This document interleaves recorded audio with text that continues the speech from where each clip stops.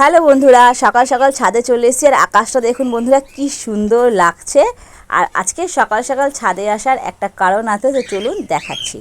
প্রথমতই আজকের হচ্ছে মাতৃদিবস। সবাইকে আমার তরফ থেকে মাতৃদিবসের অনেক অনেক শুভেচ্ছা।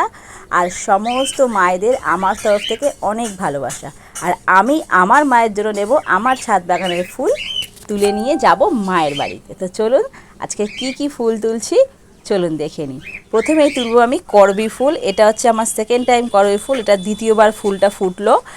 প্রথমে ফুটেছিল, আমি আপনাদের দেখিয়েছিলাম, আর এটা দ্বিতীয়বার ফুল ফোটা। তো ভাবলাম এই একটা ফুল মাকে দিই।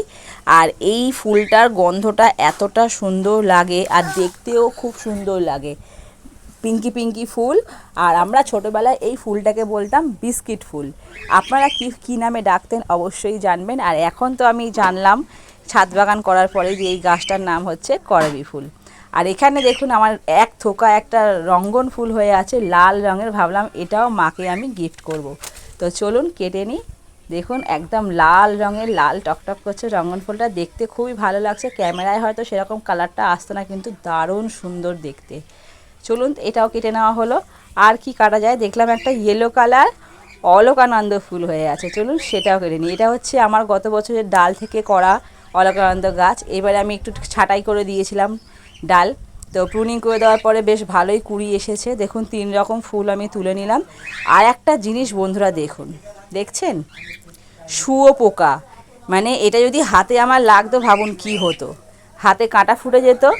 দেখুন, তো ফুল গাছে খুব সাবধানে আপনারা ফুল তুলবেন। দেখুন, আর এই শুঁয়োপোকার জন্যই কিন্তু পাতাগুলো দেখুন সব ফুটো ফুটো হয়ে গেছে গাছের পাতা। এর আগেও আমি শুঁয়োপোকা পেয়েছিলাম, ফেলে দিয়েছিলাম, আজকেরও একটা পেলাম। দেখতে হবে আরও কোনো শুঁয়োপোকা আছে কি না।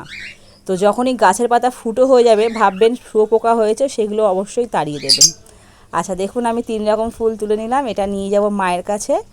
তো ফুলগুলো দেখতে ভালো লাগছে না? আপনারা অবশ্যই কমেন্টসে বলবেন ফুলগুলো কেমন লাগছে। আর মায়ের বাড়ি চলে এসেছি, মাকে উইশ করেছি, আমার ছেলেকেও সাথে নিয়ে নিয়েছি। তো আবারও সবাইকে হ্যাপি মাদার্স ডে। টাটা।